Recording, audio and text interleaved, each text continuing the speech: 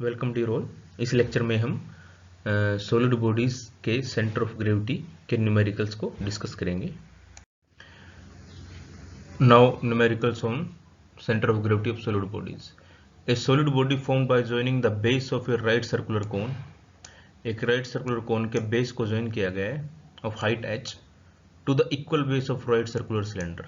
Right circular cylinder के base के साथ calculate the distance of centre of mass of solid from its plane face when h is 120 mm and h is 30 mm। सो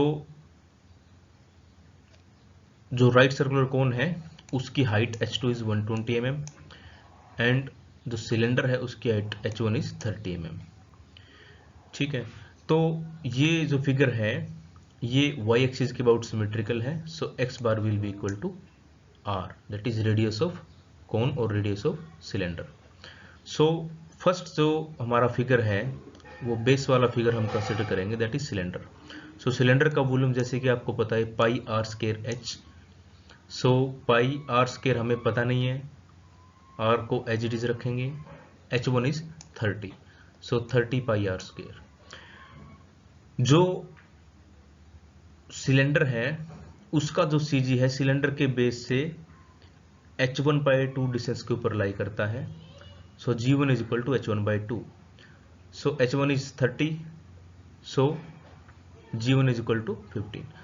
लेकिन जो y1 है वो g1 का base से distance है, सो y1 भी g1 के इक्वल है इस केस में। So y1 is equal to g1 is equal to h1/2। So y1 comes out to be 15 mm।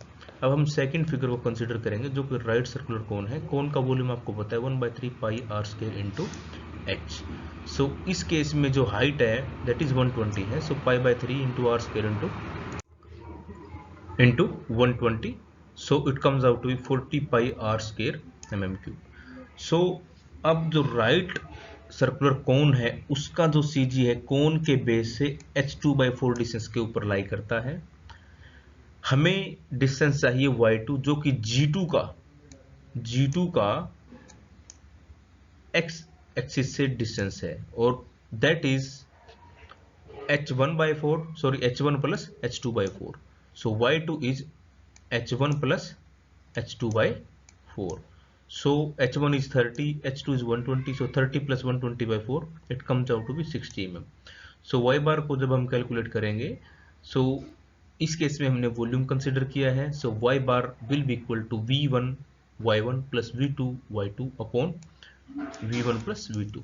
सो सारी वैल्यू जब हम पुट करेंगे y bar comes out to be 40.7 mm and x bar comes out to be r। Next is a body consist of right circular solid cone of height 40 mm। जो कोन है उसकी height है 40 mm and radius 30 mm, उसकी radius 30 mm है। Placed on A solid hemisphere of radius 30 mm। सो एक solid hemisphere जिसकी की radius 30 mm है उसके ऊपर कोन को हमने प्लेस किया है। सो हेमिस्फीयर की जो रेडियस है 30 mm है, सो उसकी जो हाइट है h1 is equal to r is equal to 30 होगी। ठीक है, और जो कोन है उसकी हाइट 40 mm गिवन है, सो उसकी जो रेडियस है that will be 30 mm। So of the same material find the position of centre of gravity of the body. So ये जो केस है इसमें जो फिगर है वो y एक्सिस के अबाउट सिमेट्रिकल है। So x bar will be equal to 60/2 that is 30 mm। 60 is this diameter, 30 plus 30। सो अब हम जो फर्स्ट फिगर है हेमिस्फीयर उसको हम कंसिडर करेंगे।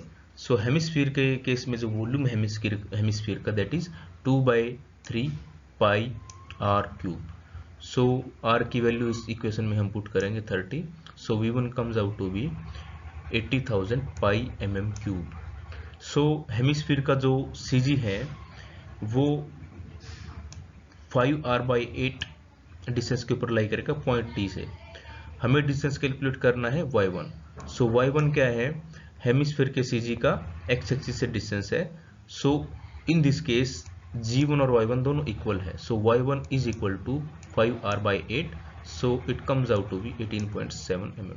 अब हम कोन को कंसिडर करेंगे। कोन का जो वॉल्यूम है 1/3 पाई आर स्क्वायर एच के इक्वल होता है। सो पाई/3 इंटू 30 का square into height is 40 mm। so V2 volume comes out to be 12,000 pi mm cube. so जो कोन है उसका जो CG है, जो कोन है उसका जो CG है कोन के बेस से h2/4 डिस्टेंस के ऊपर लाई करेगा। हमें डिस्टेंस कैलकुलेट करना है G2 का x एक्सिस से डिस्टेंस जो कि y2 के इक्वल होगा। So y2 will be equal to this h1 plus h2/4। So y2 is h1 plus h2/4. So h1 is 30 and h2 is 40. So 30 plus 40/4, y2 comes out to be 40 mm. So इस case में हमें volume consider करना है, solid का case है। So y bar का formula will be y bar is equal to v1y1 plus v2y2 upon v1 plus v2। So v1 v2 y1 y2 को value put करेंगे, y bar comes out to be 27.3 mm।